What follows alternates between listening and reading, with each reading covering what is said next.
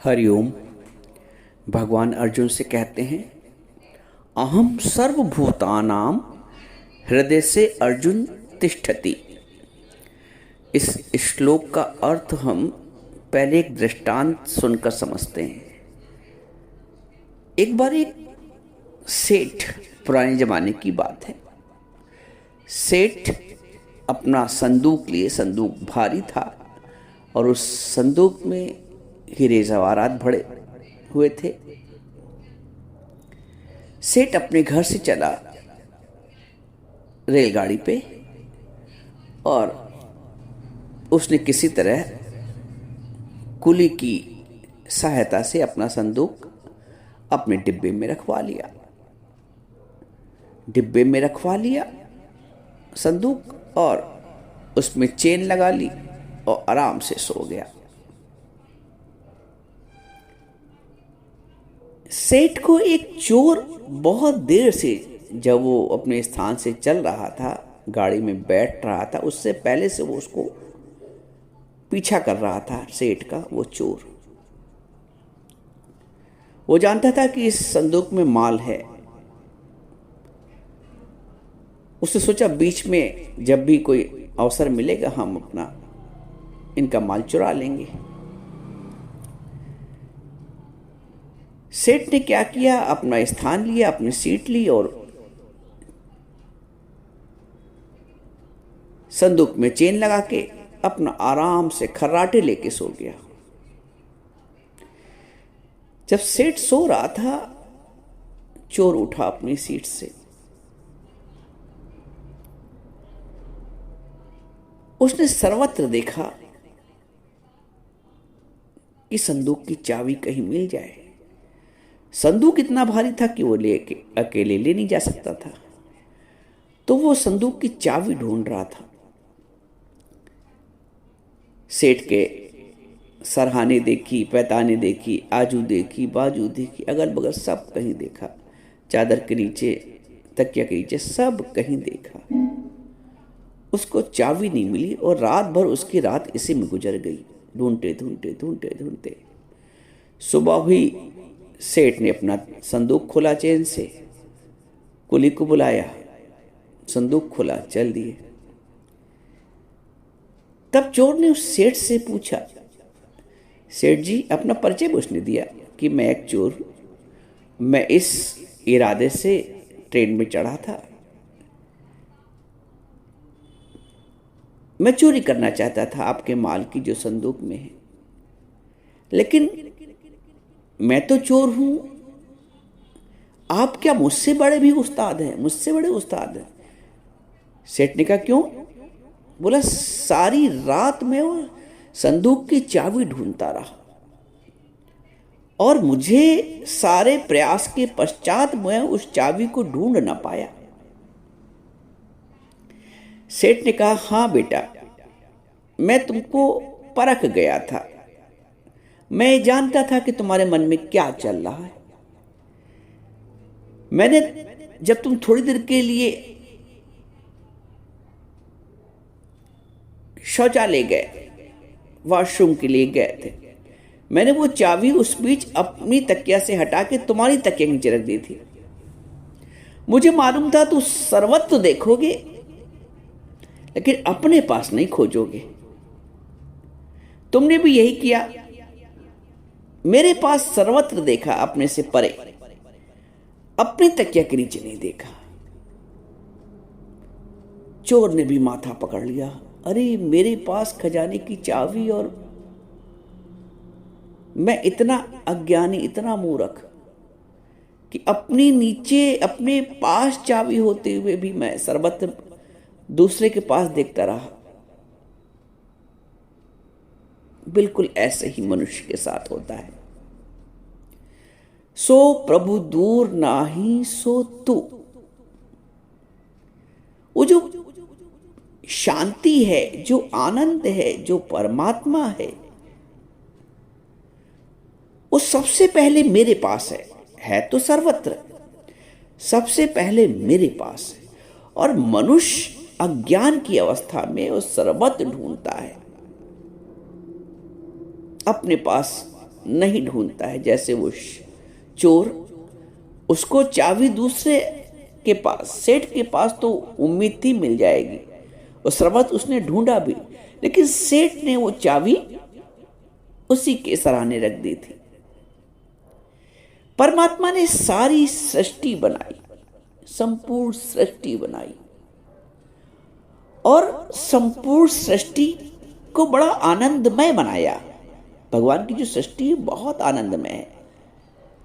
ये सूर्य, ये चांद, ये नदी, ये सागर, ये फूल, ये पौधे, ये वनस्पति, मेवा, मिष्ठान, बहुत सुंदर सृष्टि है परमात्मा की। झरने, ये तारे, बहुत सुंदर सृष्टि है। ये मनुष्य, सब कुछ सुंदर सुंदर भगवान ने बनाया। और भगवान ने पूरी सृष्टि बनाने के बाद जो भगवान की सर्वोत्तम कृति, भगवान की सृष्टि की जो सर्वोत्तम कृति है, भगवान ने उस कृति के पास अपना खजाना रख दिया, अर्थात वो स्वयं उस कृति में समा गया।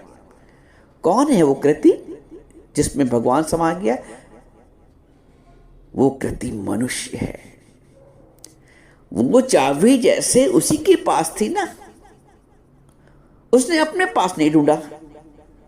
हम भी सर्वत्र ईश्वर की खोज करते हैं, सारे व्रत करते हैं, उपवास करते हैं, चावल नहीं खाते, अनाज नहीं खाते, तीर्थ हो जाते, भंडारे करते, लंगर करते, ये पाठ करते, वो पाठ करते, वो चालीसा पढ़ते, लेकिन वे तू अंदर पार न पावे, बाहर गलियां दे विच जावे। वे तू जरा शर्म नहीं खावे, अंदर जोत प्यारे दी। जिन खोजा तिन पाइया, गहरे पानी बैठ। जो अपनी अंतरात्मा की गहराई में आता है वो ही परमात्मा के स्वरूप को जानता है। तो भगवान कहते हैं अर्जुन से, अहम सर्वभूतानां हृदय से अर्जुन तिष्ठति। मैं ही सर्वभूतों के यानी सर्व मनुष्य के हृदय में स्थित हूं। अहम सर्वभूतानां, सभी प्राणियों के हृदय में स्थित हूं।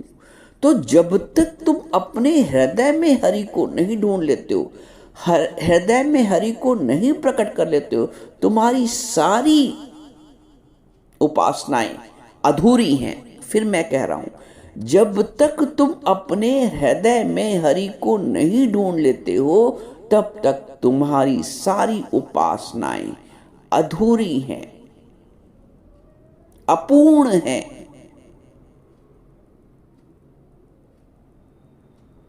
इसीलिए कहते हैं भगवान, अपना मूल पहचान समझ मन दर्शन यही भगवान। उस परमात्मा को जब तक अपने में प्रकट नहीं कर लोगे, भय प्रकट कृपाला दीन दयाला कौशल्या हितकारी। भगवान प्रकट हुए हैं कुशलता के लिए, हित के लिए, हमारी कुशलता के लिए। कौशल्या हितकारी, हमारी हित के लिए भगवान को प्रकट करना पड़ता है। भगवान कैसे प्रकट होता है? अपनी मैं को गुम करके। मैं के आवरण ने परम तत्व को ढक कर रखा है, जैसे धूल गर्दा ने दर्पण को ढक के रखा है। जिस दर्पण पे, जिस शीशे पे मल का आवरण आ गया है, धूल का आवरण आ गया, उसमें अपना प्रतिबिंब नहीं दिखता है। वैसे ही जिस मन पे, मन रूपी दर्पण पे अज्ञान का आवरण आ गया है, जिस मन रूपी दर्पण पे अज्ञान का आवरण आ गया है, उसमें परमात्मा का दर्शन नहीं होता है। इसीलिए गुरु की आवश्यकता होती है कि वो मन रूपी दर्पण से अज्ञान का आवरण हटाने में सिर्फ गुरु ही सक्षम होता है। इसलिए शास्त्रों में गुरु की महिमा है। गुरु पूरा सतगुरु भेटियां त पूरी हुई युक्ति। तुमको अपने आप को एक सच्चे गुरु के आगे, एक पूरे गुरु के आगे बस भेंट करना है। पूरा सतगुरु भेटियां तब पूरी हुई युक्ति, हसन दिया खेलन दिया खावन दिया विच होवे मुक्त। हंसते खेलते खालते मुक्ति हो जाती है। शर्त एक है कि अपने आप को गुरु के आगे भेंट करना होता है। तुम सारे कर्म कर लेते हो, क्या नहीं करते हो अपनी शांति के लिए, अपने आनंद के लिए, पुण्य को कमाने के लिए, भगवान के दर्शन के लिए। रात रात भर लाइन लग जाते हो, ठंडक में गर्मी में पहाड़ चढ़ जाते हो, सारे कर्तव्य भूखे भी रह जाते हो, 2-2 3 दिन उपवास भी एक साथ हो जाते हैं। क्या नहीं करते हो? सुबह जल्दी उठ जाते हो, पाठ करते हो, क्या नहीं करते हो? लेकिन फिर भी तुमको उस चोर की तरह प्राप्त तो नहीं होता है खजाना की चाबी। खजाने की चाबी अपने पास ही मिलेगी, और वो खजाने की चाबी ढूंढ के देता है गुरु। इसलिए गुरु के आगे भेंट आवश्यक है। अपना भेंट किस बात की? अपने अहम की भेंट। पूरा सतगुरु भेंटिया, गुरु जी अब मैं तेरा। ये समर्पण का भाव जब आता है तब साधक का जीवन बनता है। मई ये मन आधस्व मई बुद्धि निवेशया। भगवान कहते हैं मुझ में ही मन को आधस्व करो, मुझ में ही बुद्धि को निवेश करो। मैया वेश मनो ये माम नित्य युक्त उपासते। जो अपने मन को मुझ में ही रखकर नित्य उपासना करते हैं। तो मुझ में रखने का तात्पर्य यह है कि अपनी मन और बुद्धि को संसार में ना चलाएं। ये मन परमात्मा प्राप्ति का एक साधन है।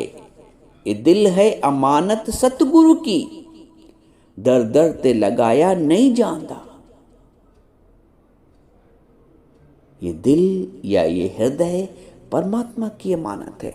इस हृदय में हमने संसार को बसाया है।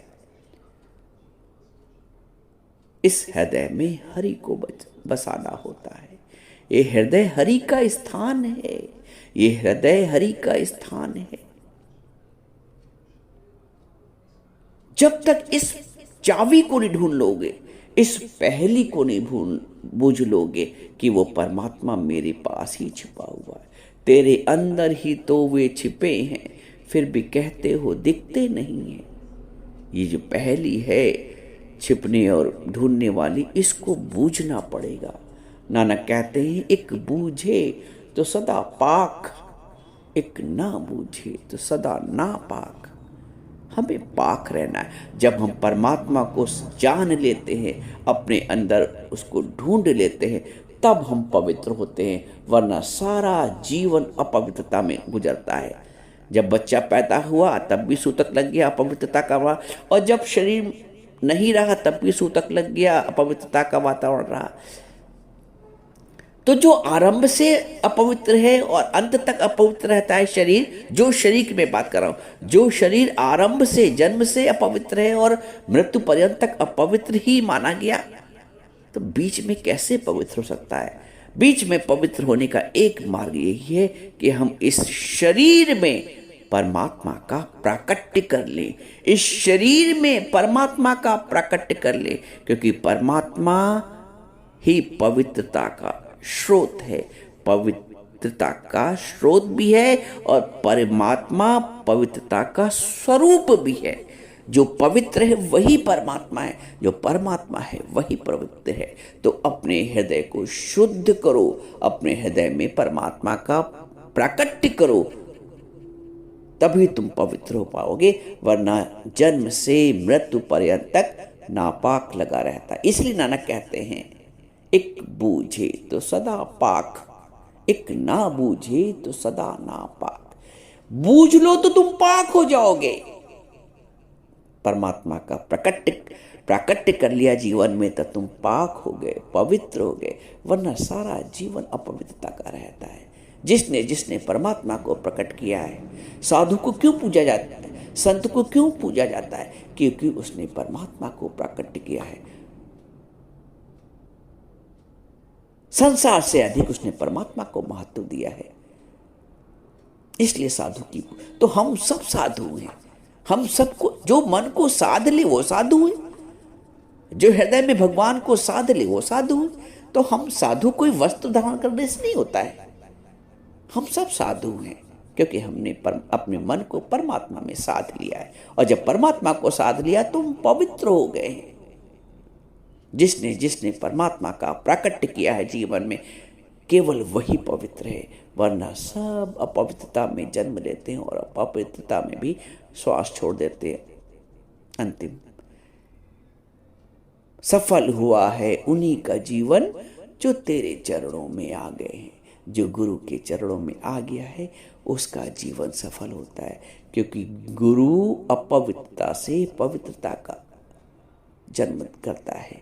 शरीर से आत्मबोध जागृत करता है गुरु, शरीर भाव से आत्मभाव के जागृत। जब तक आत्मभाव जागृत नहीं है हम अपवित्र माने जाएंगे प्रभु की दृष्टि में। प्रभु की दृष्टि में पवित्र होना है तो आत्मभाव को जागृत करना है और शरीर भाव को भूलना है।